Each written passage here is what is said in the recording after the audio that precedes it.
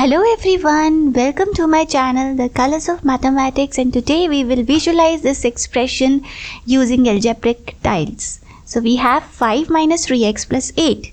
So let's bring in 5. You can see 5 is positive, so I'll bring the yellow ones. I'll bring 5 yellow ones. Let's copy them.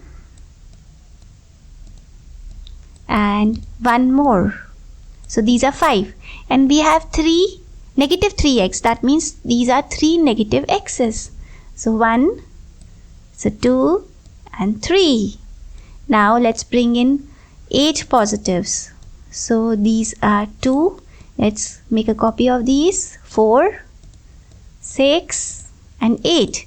So you can see that the yellow ones are alike. So we have to put them together, and when we put them together, we get 13, and this expression is equivalent to negative 3x plus 13. I hope it is clear. Thanks for watching. Goodbye.